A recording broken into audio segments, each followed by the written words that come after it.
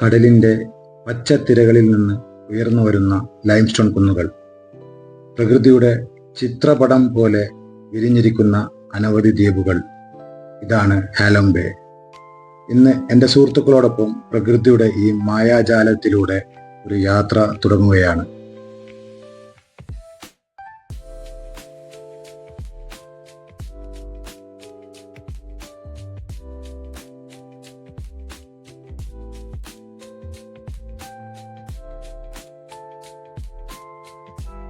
Vietnam യാത്രയുടെ 6ാമത്തെ എപ്പിസോഡിലേക്ക് ഏവർക്കും സ്വാഗതം. ഇന്ന് സാപ്പയിൽ നിന്ന് ഹാനോയ് വരെ പോകാൻ ഞങ്ങൾ തിരഞ്ഞെടുത്തത് സ്ലീപ്പർ കോച്ച് ബസ്സാണ്. ഇനി ഒരു 7 മണിക്കൂർ ബസ്സിലാണ് യാത്ര. എല്ലാവരും ബസ്സിൽ കയറിയ പാടെ തന്നെ അവരവരുടെ ബെഡിൽ കിടത്താൻ ആരംഭിച്ചു. ബസ്സിൻ്റെ ജനലിലൂടെ കാണുന്ന പച്ചപ്പും കുന്നുകളൊക്കെ കണ്ടു മെല്ലെ മയക്കത്തിലേക്ക്. ആദിക്കും ഷാസും വീരാനും കൊച്ചുമൊക്കെ ഉണ്ട്. അങ്ങനെ മോർണിംഗിൽ ഞങ്ങൾ ഹാനോയിലെത്തി. ഞങ്ങൾ ഓൺലൈൻ വഴി ബുക്ക് ചെയ്ത വണ്ടി ഞങ്ങൾ റിസീവ് ചെയ്യാൻ വന്നു. അവിടെയൊക്കെ ക്രാബാണ് എല്ലാവരും ടാക്സി വണ്ടികൾക്കൊക്കെ വേണ്ടിയിട്ട് യൂസ് ചെയ്യുന്ന ആപ്പ്. പിന്നെ booking.com വഴിയാണ് ഞങ്ങൾ ഹോട്ടലുകളൊക്കെ ബുക്ക് ചെയ്തിട്ടുണ്ടായിരുന്നത്.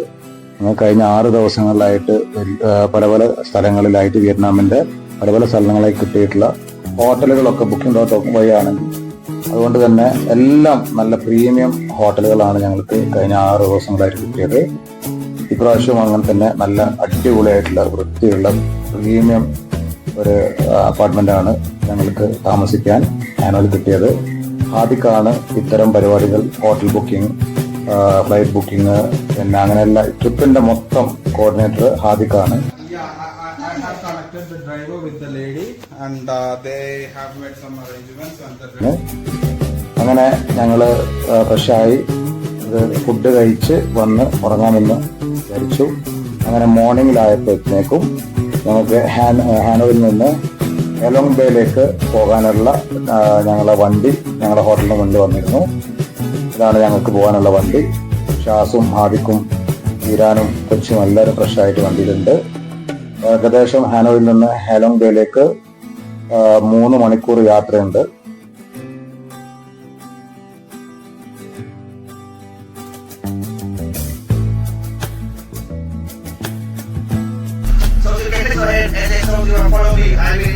ഞങ്ങൾക്ക് വീടിന്റെ വക കുറച്ച് ഉപദേശങ്ങളൊക്കെ ഉണ്ടായിരുന്നു.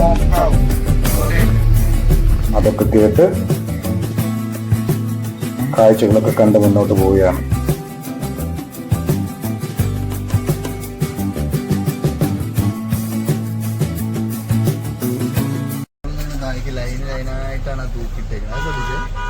അതാണോ അല്ലെങ്കിൽ മഞ്ഞത്തുള്ളി വീണമാരി ഉണ്ടോ? ഇടിയോട് കൂടിയ മഴ ആദ്യമായിട്ട് അവിടെ. അങ്ങനെ പോകുന്ന വഴിക്ക് മഴ സ്റ്റാർട്ട് ചെയ്തു. അതോടുകൂടി ഹാനോയിലെ ക്രൂസ് എക്സ്പീരിയൻസ് അങ്ങനെ ഉണ്ടാകുന്ന ഒരു ആശങ്ക ഞങ്ങൾക്കുണ്ടായി. പോകുന്ന വഴിക്ക് ഹൈവേ സൈഡിൽ ഒരു ഹോട്ടലിന് മുന്നിൽ ഞങ്ങൾ പോകുന്ന വണ്ടി നിർത്തി ഫുഡ് കാര്യങ്ങൾ കഴിക്കാനും ഫ്രഷ് ആവാനൊക്കെ വേണ്ടിയിട്ടുള്ളൊരു സ്പേസ്.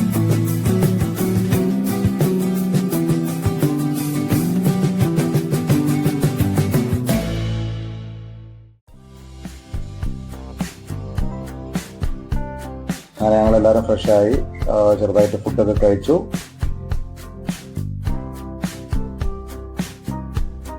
അങ്ങനെ ഫുഡൊക്കെ കഴിഞ്ഞു ഫ്രഷായി ഞങ്ങൾ വീണ്ടും ഹാലോങ് ബേ ലക്ഷ്യമാക്കി യാത്ര തുടരുകയാണ്. വഴിമധ്യേ കംപ്ലീറ്റ് നല്ല മഴയായിരുന്നു. ആദ്യമായിട്ടാണ് വിയറ്റ്നാമിൽ എത്തിയിട്ട് മഴ കിട്ടുന്നത്. അതിൻ്റെ ഒരു ആശങ്ക, ബോട്ടിൽ എക്സ്പീരിയൻസ് എങ്ങനെ ഉണ്ടാകുന്നുള്ള ആശങ്ക ഞങ്ങൾക്ക് ഉണ്ട്. അങ്ങനെ നമ്മൾ ബോട്ട് ടെർമിനലിൽ എത്തിയിരിക്കുകയാണ്. 34ാമത്തെ കൗണ്ടറിലാണ് ഞങ്ങളെ ഓഫീസ് വരുന്നത്. അതിൻ്റെ മുന്നിലേക്കാണ് വണ്ടി പോകുന്നത്.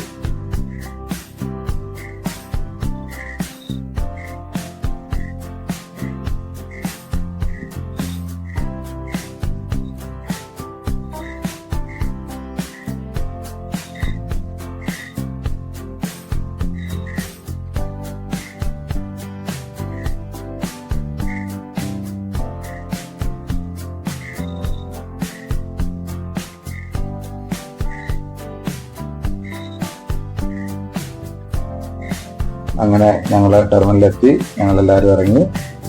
അങ്ങനെ ഓഫീസിൽ പോയി ഞങ്ങൾ ടിക്കറ്റും കാര്യങ്ങളൊക്കെ ഇഷ്യൂ ചെയ്തു. ഞങ്ങളുടെ ലഗേജൊക്കെ അവിടെ ഒരു സീൽ ചെയ്തിട്ട് ബോട്ടിലേക്ക് കൊണ്ടുപോകാനുള്ള തയ്യാറെടുപ്പിലാണ്. അപ്പം അതിൻ്റെയൊക്കെ ഒരു പ്രൊസീജിയറിനായിട്ട് ഒരു അരമണിക്കൂർ നമുക്കിവിടെ സ്പെൻഡ് ചെയ്യേണ്ടി വരും. അങ്ങനെ അവിടെ ഒന്ന് ചുറ്റിക്കറങ്ങി ചായയൊക്കെ കുടിച്ച് ഒന്ന് റെഡി ആയപ്പോഴത്തേക്കും നമ്മളെ ക്രൂസിലേക്ക് നമ്മളെ യാത്ര അയക്കാനുള്ള ബോട്ട്, ക്രൂസ് ഔട്ടറിലാണ് ഉള്ളത്. അവിടേക്ക് നമ്മളൊരു ബോട്ട് വഴിയാണ് എത്തിക്കുക.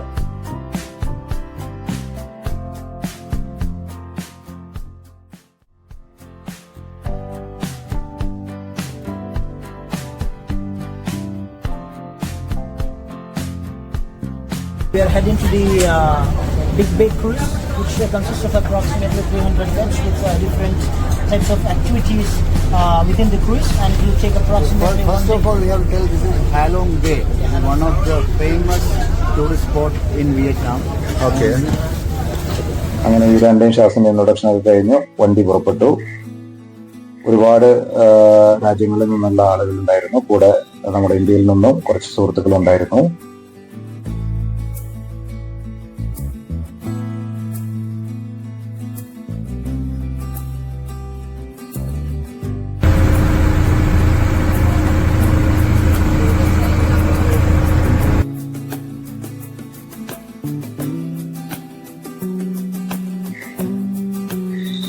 അങ്ങനെ ബോട്ടിൽ നിന്ന് ഞങ്ങളുടെ ക്രൂസിലേക്ക് കയറി.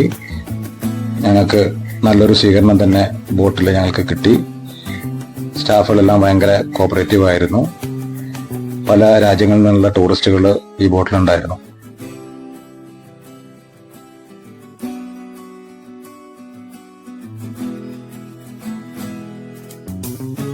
അങ്ങനെ ഞങ്ങളൊരു വെൽക്കം ഡ്രിങ്ക് ഒക്കെ കുടിച്ച് ആ ബോട്ടിലെ കാഴ്ചകളൊക്കെ കണ്ട്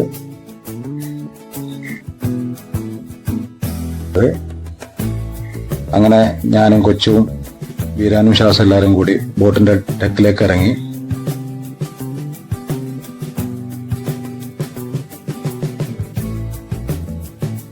അങ്ങനെ ഫുഡിന്റെ മുന്നേ തന്നെ അവരുടെ ഒരു കൾച്ചറൽ പ്രോഗ്രാം പോലെ അവിടെ ഓർഗനൈസ് ചെയ്തിട്ടുണ്ടായിരുന്നു.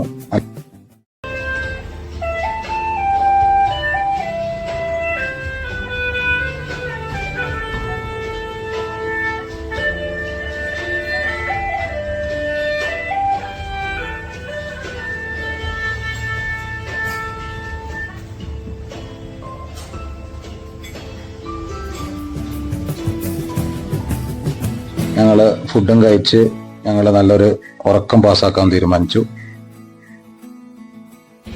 മോർണിംഗിൽ ഞങ്ങൾ എണീറ്റിട്ട് കാണുന്ന ദൃശ്യമാണിത്. ലൈം സ്റ്റോൺ കുന്നുകൾ ഫുള്ള് പച്ചപ്പിലും മൂടിയിട്ടുള്ള നല്ല കാറ്റും നല്ല ഫ്രഷ് എയർ, നല്ലൊരു പ്ലസന്റ് മൂഡായിരുന്നു മോർണിംഗിൽ കിട്ടിയത്. തലേ ദിവസം രാത്രിയിലൊക്കെ മഴയായിരുന്നു. അപ്പം പുറത്തിറങ്ങാനൊന്നും കഴിഞ്ഞില്ല. അതുകൊണ്ട് തന്നെ പെട്ടെന്ന് ഉറങ്ങിയിട്ടുണ്ടായിരുന്നു. ഞങ്ങൾ ബ്രേക്ക്ഫാസ്റ്റ് കഴിക്കാൻ വേണ്ടിയിട്ട് ഞങ്ങൾ വീണ്ടും താഴത്തേക്ക് പോന്നു. ബ്രേക്ക്ഫാസ്റ്റ് ഇന്നലെ രാത്രി പോലെ തന്നെ ഫുള്ള് സീ ഫുഡ് തന്നെയാണ് മെയിനായിട്ട് വിഭവങ്ങൾ ഉണ്ടായിരുന്നത്.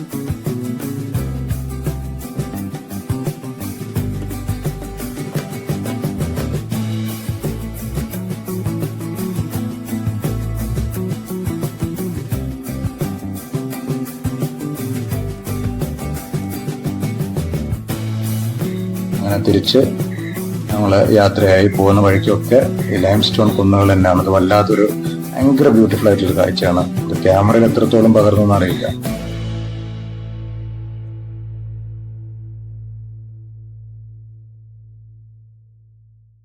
ഹാനോയ് എയർപോർട്ടിലേക്കാണ് പോണത്. ഇന്ന് ഞങ്ങൾ അവസാന ദിവസമാണ്. എല്ലാവരും മൊത്തം അതിൻ്റെ കാര്യത്തിലൊരു സങ്കടമൊക്കെ ഉണ്ട്. എല്ലാവരും അവരവൻ്റെ ജോലി സംബന്ധമായിട്ടും ബിസി ആവാൻ പോവുകയാണ്. അങ്ങനെ ഒരു 6-7 ദിവസത്തെ വെക്കേഷനൊക്കെ കഴിഞ്ഞ് ഞങ്ങൾ Hanoi എയർപോർട്ടിലെത്തി.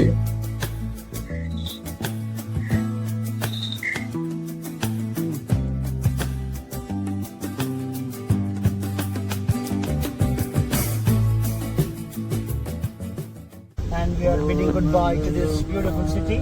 So our hotel stays, the food, the trip, the travel, Sapa, Halong Bay cruise, everything was awesome. So I hope to see you guys soon with our next trip to Georgia or Azerbaijan. Yes. And the Amir who conducted this trip was Mr. Hadik Pallur Shangatal. Although there was a little bit of flip and flop, he was able to pick up the whole crew to the complete elegance of the trip and to the summit of its ecstasy. See you guys soon. Bye-bye. Thank you.